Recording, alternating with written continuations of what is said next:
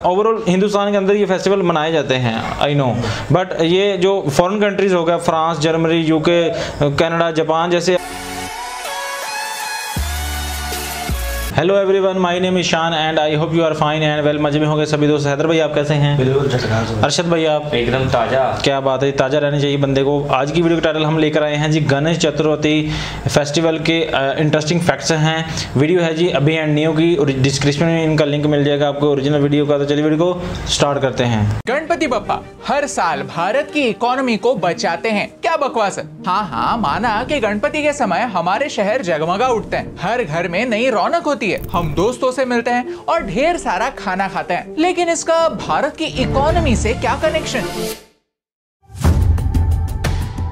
चलिए आज के इस वीडियो में समझते हैं कि गणपति के इन 10 दिनों में भारत के लोग कितने पैसे कमाते हैं। इस फेस्टिवल का टोटल टर्नओवर कितना है, कितने आइडल्स बनते हैं, कितने फूल बिकते हैं और इससे हमें क्या फर्क पड़ता है। अगर आपको ये इन्फॉर्मेशन इंटरेस्टिंग लगती है तो फटाफट गणपति बप्पा मोरिया कहकर अपने दोस्तों के साथ इस वीडियो को शेयर कर दीजिए। और आपका फेवरेट गणपति पंडल कौन सा है हमें कॉमेंट्स में बताइए, ताकि नॉलेज के देवता गणपति बप्पा आप पर प्रसन्न हो जाए।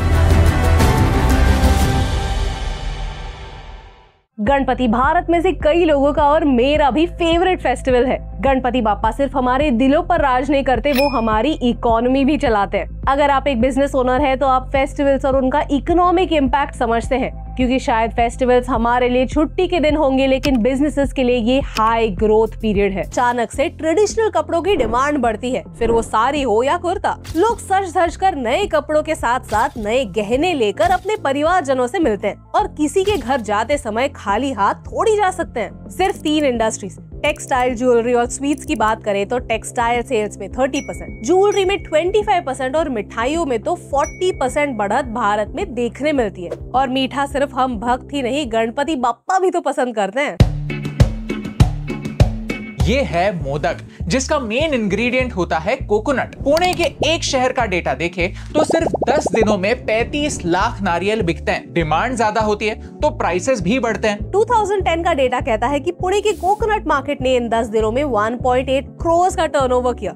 इमेजिन 1.8 करोड़, और ये डेटा 14 साल पुराना है। अब पुणे से एक और शहर जाते हैं, नासिक, और देखते हैं नासिक कर गणपति बप्पा के पूजा के लिए कितने फूल खरीदते हैं। ये है नासिक का पंचवटी फूल मार्केट, जहां एक नॉर्मल दिन में ही 20 टन फ्लावर बिकते हैं। 20 टन यानी 10 फुल्ली ग्रोन राइनोस जितने फूल नासिक एक दिन में कंज्यूम करता है। और ये एक नॉर्मल दिन की बात है, उत्सव की नहीं। गणपति के दौरान मैरीगोल्ड, शेवंती, पारिजात, जैस्मिन और बाप्पा के फेवरेट हिबिस्कस के सेल सीधा डबल हो जाते हैं। यानी थोड़ा सा मैथ करें तो नासिक के एक शहर में इन 10 दिनों में 200 राइनोस के वजन जितने फूल बिकते हैं। That's crazy। सोचिए, इस एक छोटी सी एक्टिविटी की वजह से न जाने कितने फ्लावर सेलर्स के घर चलते होंगे। ये था रिपल इफेक्ट का पहला मुद्दा, कंजम्पशन बूम। आगे बढ़ते हैं। महाराष्ट्र के रायगढ़ डिस्ट्रिक्ट में पेड़ रीजन आता है। यहाँ ऐसे अनेक कारखानों में गणपति की मूर्तियाँ बनती हैं। 2000 से ज्यादा मूर्तिकार अपनी कला के थ्रू मिट्टी से बाप्पा बनाते हैं। कितनी पता है?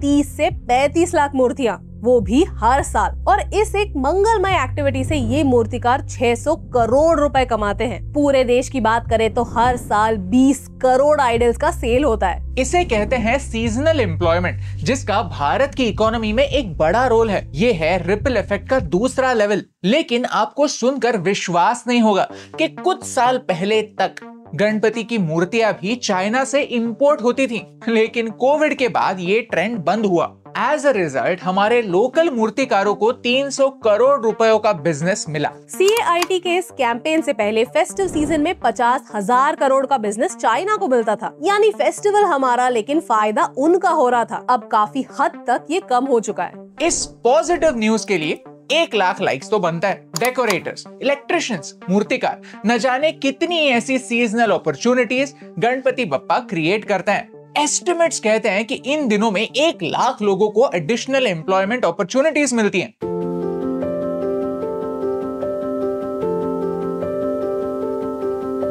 आज भारत का एक बड़ा पॉपुलेशन भारत के बाहर सेटल हो चुका है। जो लोग काम के लिए बाहर गए हैं, उन्हें अपने परिवार से मिलने का, अपनी मिट्टी से कनेक्ट करने का एक शुभ अवसर होता है ये फेस्टिवल, जो इंडियंस के लिए एक्सपोर्ट इनकम की अपॉर्चुनिटीज बनाता है। और हमारे रिपल इफेक्ट की तीसरी कड़ी बनता है। सोचिए, हर साल भारत $100 बिलियन रेमिटेंसेस के तौर पर रिसीव करता है। ये उन लोगों ने घर भेजे हुए पैसे होते हैं जो कहीं बाहर जॉब करते हैं, लेकिन अब तक अपने परिवार को भूले नहीं है। ये पैसा भारत के लिए इम्पोर्टेंट है। साथ ही साथ NRIs का इंडिया में इंटरेस्ट भारत के लिए इम्पोर्टेंट है, क्योंकि गणपति के समय एक्सपोर्ट्स भी बढ़ते हैं।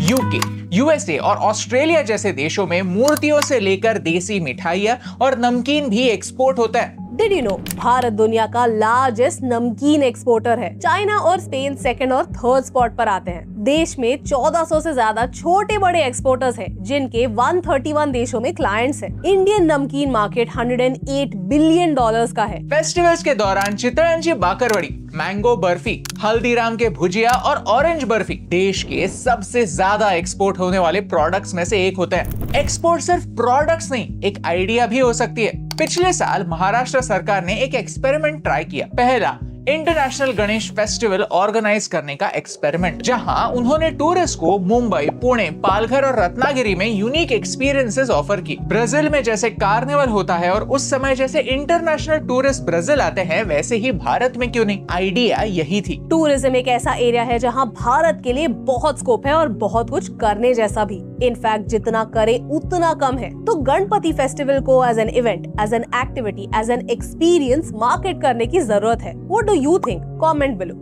इन सारे रीजंस की वजह से लोग अपने बिजनेस में और कैपिटल इन्वेस्ट करते हैं। कंपनीज ऑफर निकालती हैं, प्रमोशन करती हैं, डिस्काउंट चलाती हैं ताकि सेल्स बढ़े। दुकानदारों की बिक्री डबल होती है। यहाँ तक लोग गाड़ियाँ और नए घर खरीदने के लिए ये मुहूर्त शुभ मानता है। भारत में लोग ऑस्पिशियस बाइंग में विश्वास रखते हैं। यानी मार्केट में रेट कुछ भी हो, अगर अच्छे दिन पर कुछ खरीदा तो सब अच्छा ही होगा। रियल एस्टेट कंपनी खरीदारों के लिए ऑफर्स लाती है। लोग हाउसिंग लोन लेते हैं, तो बैंकिंग सेक्टर में लोन्स की डिमांड बढ़ती है।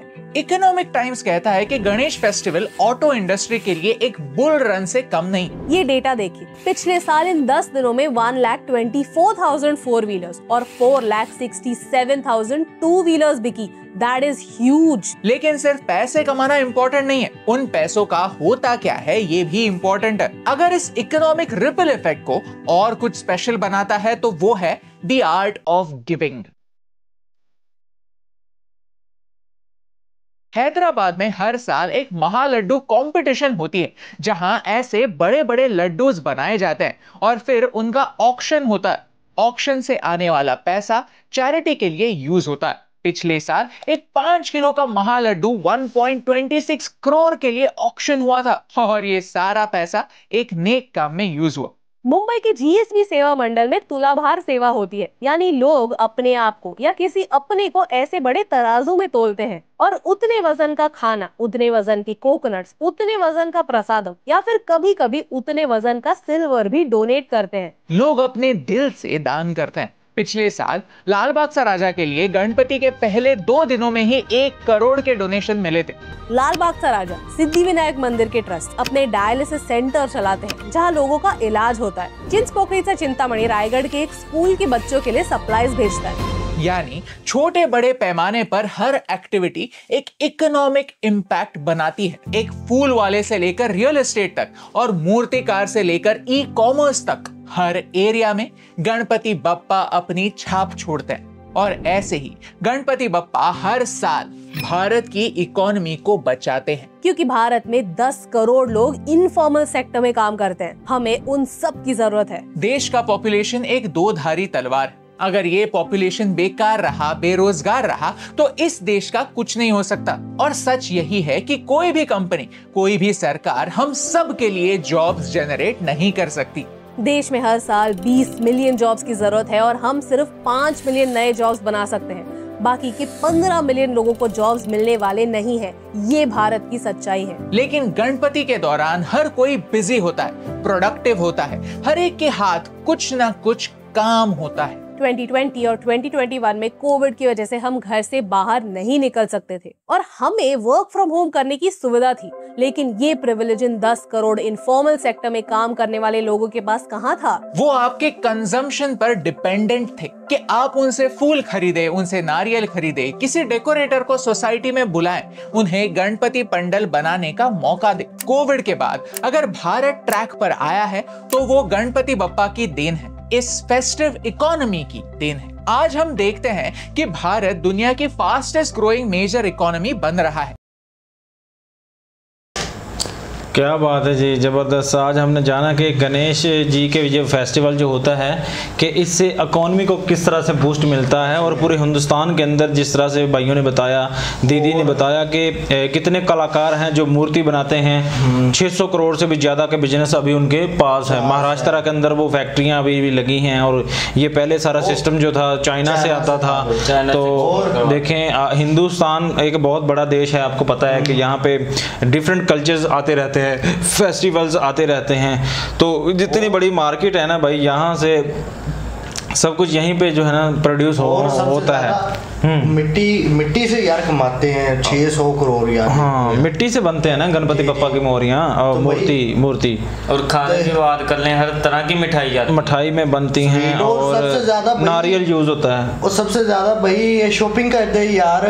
हाँ, ये बात है कि हिंदू लोगों में देखे ना, मेरी बात सुने, हिंदू लोग जो होते हैं ना अपने कल्चर को, अपने फेस्टिवल को, अपने लॉर्ड को लेकर बहुत ज़्यादा एक्साइटेड होते हैं और इसमें वो कहते हैं कि इस काम में शुभ है, ये काम शुभ नहीं है। कि जैसे अभी पैसे हैं मेरे पास, एक हिंदू समझना एक मिसाल कि मैं अभी गणपति का फेस्टिवल आने वाला है, मैं ना एक बाइक लूंगा भाई, मेरे लिए क्या होगा, ये शुभ होगा। अगर अच्छा मेरे पास संपत्ति है, दौलत है, मेरे पास मतलब बैंक में पैसा पड़ा है, तो मैं गणपति के फेस्टिवल पे ये लूंगा, मेरे लिए शुभ होगा। मुझे हमें तो यहाँ तक ये समझ आया कि वो फेस्टिवल को लेके मतलब इस काम को, कोई भी काम कर रहे हैं वो शुभ समझते हैं। कि लॉर्ड कृष्णा का भी वो एक फेस्टिवल आता है और ये गणेश जी का भी आता है और भी कई सारे हैं, खैर हमें पता नहीं, आप बताइएगा। और देखें जितने भी ओवरऑल हिंदुस्तान के अंदर ये फेस्टिवल मनाए जाते हैं, आई नो, बट ये जो फॉरेन कंट्रीज हो गया, France, Germany, UK, Canada, Japan जैसे आप जो ना देखेंगे कंट्रीज के अंदर भी वहाँ पे ये फेस्टिवल मनाए जाते हैं और बड़े धूमधाम से मनाए जाते हैं। हालांकि बर्लिन के अंदर आपने देखा होगा कि कल वो गणेश जी का वो फेस्टिवल निकाल रहे थे। तो देखिए ये सारी चीज़ें कहाँ से एक्सपोर्ट होकर जाती हैं, भारत से होकर जाती है ना, क्योंकि देखें वो फेस्टिवल की सारी चीजें कहाँ पे बनती हैं, भारत है, इंडिया, भारत में। तो देखें वहाँ पे ये सारी ऐसी चीजें हैं एक्सपोर्ट करता है जो कि और कोई देश नहीं कर सकता, क्योंकि यहाँ की संस्कृति, कला, कल्चर को कौन समझता है, भारत देश समझता है। और जिस तरह से ये अपने फेस्टिवल्स को हिंदू लोग बनाते हैं, सच में ड्रामेटिकल होता है कि इतना बड़ा पब्लिक होता है, इतनी बड़ी हिमंगस ऑडियंस होती है फेस्टिवल मनाने के लिए। और मैंने कई वीडियोस में देखा है कि बाहर से फॉरेनर्स आए होते हैं फेस्टिवल मनाने के लिए। तो जारी बात है, हमारे यहाँ पर कोई ईद आ जाए तो हमारे बाहर से नहीं आते लोग, बाहर से आते हैं। और देखें कि जब भी कोई फेस्टिवल आ जाता है, हिंदू समाज हो, मुस्लिम समाज हो, उसमें चीज़ों की मतलब कमी पेशी बढ़ती है, प्राइसेस बढ़ते हैं। जैसे फूलों को उन्होंने बताया भी कितने टन वो फूल सेल होते हैं। जाहिर बात है फेस्टिवल जो है वो फूलों के बेस पे ज़्यादा चलता है, नॉर्मल डेज में जो है ना आम होता है, लेकिन देखें ये इस फेस्टिवल पे टनों के हिसाब से बिक रहा है। और नहीं नॉर्मल डेज में टनों के हिसाब से बिकता है। हाँ, तो देखें ना ये फेस्टिवल में फूल बहुत ज़्यादा इस्तेमाल होते हैं। 200 उसका क्या नाम था यार, सूर पता नहीं क्या कहते हैं उसे, नहीं सूजी, वो हलवा बर्फी की बात जो कर रहे थे, में जो बनता था वो जो नारियल में जो बनता है, जो महाराष्ट्र का एक वो सिटी लोकेशन बताई उन्होंने कि देखें हाँ ऐसे ही है, मूर्तियां भी वहीं पे बनती हैं और मिठाई भी वहाँ पे बनती है। क्योंकि प्रसाद सुना आपने, प्रसाद मतलब जो फेस्टिवल पे ये प्रसाद बांटते हैं गरीबों में, और जो हकदार होते हैं उनमें थोड़ा सा तकसीम किया जाता है, ये वो प्रसाद ज्यादा मिठाई होता है। तो खैर जी बहुत हमें फैक्ट्स जानने को मिले और क्या इनका ऐसे काम कैसे करता है गणपति फेस्टिवल, और किन किन मजदूरों को मजदूरी मिलती है, बिजनेस आगे बढ़ते हैं, रियल एस्टेट के, बैंक्स के, वो सारे मामला हमने देखे और हमारे लिए शॉकिंग थे जो हमें पहले पता नहीं थे। खैर बहुत अच्छी लगी वीडियो, हमारे रिएक्शन कैसे लगे ये भी जरूर बताइएगा। अगर हमने कोई गलत बात कर दी हो तो उसके लिए क्षमा चाहते हैं महाराज। So this is the end video. अपना बहुत सारा ख्याल रखें, मिलते हैं नेक्स्ट वीडियो में, टेक केयर।